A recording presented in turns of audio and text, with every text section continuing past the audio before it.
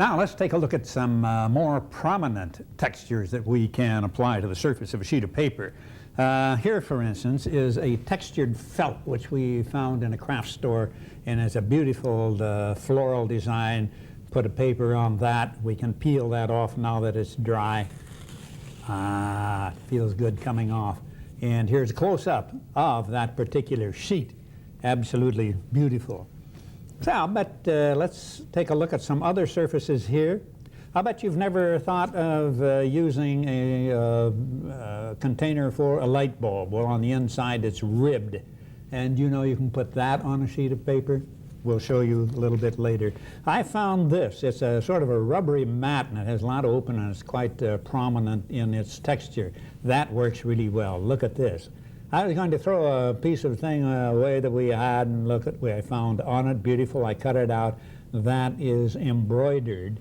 And here is a crochet done in lace. Absolutely beautiful to put on the surface of a sheet of paper. Let's show you briefly how it's done. We have made a wet sheet. You saw us make the other one. We made this one the same way.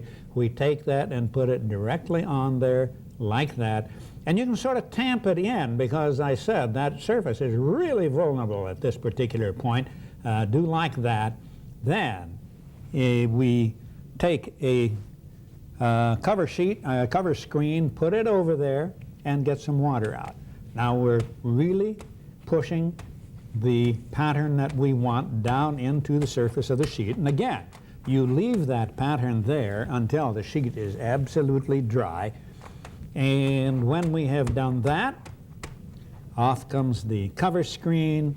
We do the usual thing of putting a coach sheet on top, turn it over, get the sheet cooched off the screen so that we can press it. And when we have something this prominent, and the lace is not going to shrink that much, drying with the iron again is not the first way to go. It is much better to put another coach sheet on top and put it in your press. We'll put another one over there because there's a lot of water there. Put it in there like that. Turn it down. You are now putting 2 tons of pressure. Isn't that fantastic? On there. And I'll tell you, you are indeed pushing that pattern down on there. And we'd leave it there, changing coach sheets 3 times over a period of about 18 hours. A beautiful surface that you would have. So what we're going to do then is take a look at some of the samples from the surfaces that I just showed you. And graduating to more prominence, here is the rubber mat and the transfer there. And notice the prominence of the transfer from the light bulb container to the surface. And are you ready for this?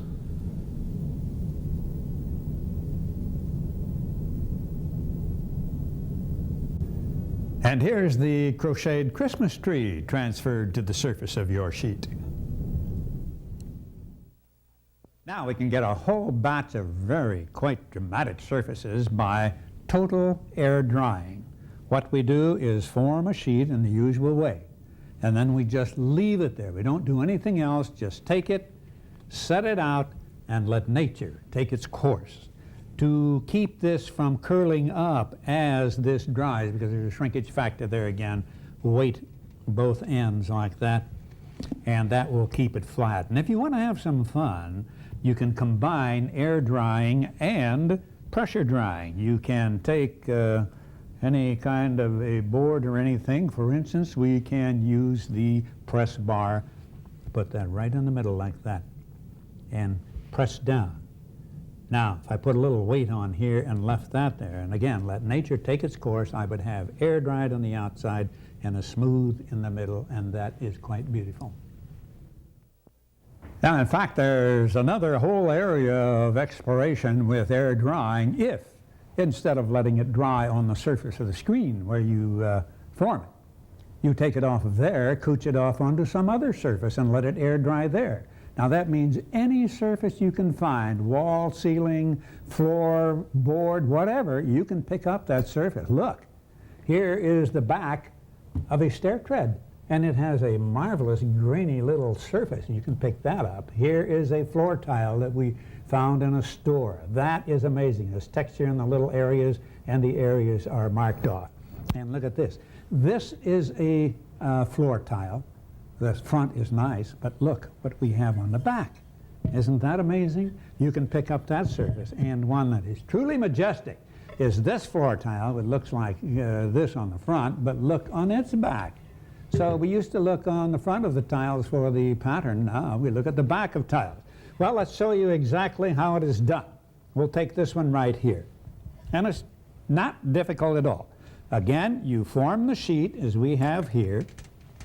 And all you do, instead of cooching this off onto a cooch sheet, you cooch it off onto the surface that you're interested in, just like that. Put it down there, leave it as wet as possible. The wetter, the better. Then you do just like you were cooching it off onto a cooch sheet. Take as much water out as possible. And because the sheet was very wet, very likely all the little individual fibers are sinking into the pattern, and it will pick up marvelously small detail. Excuse me. All right, we have taken that off there like that. If it comes up with a screen on the first place, just go to a different corner and do this very slowly so that you don't lift anything off the surface. Now, you can set that aside and just let it air dry. If you want to speed it up a little bit, you can take cooch sheets, put it on there like that, and weight it down with something. We'll get our old books again and put that there. And there we are. Now, it's going to take a long time. How long? Well, it depends on how thick the sheet is, what the relative humidity is in the air, etc., etc. But it will give you a very faithful replica of the surface. Here we have pulp in a different color that we put on the surface we just showed you, and when it was dry, it's like that. Now, you might notice that it is a little curl and cockly. We didn't have any weight on there, and it did curl and cockle a little bit.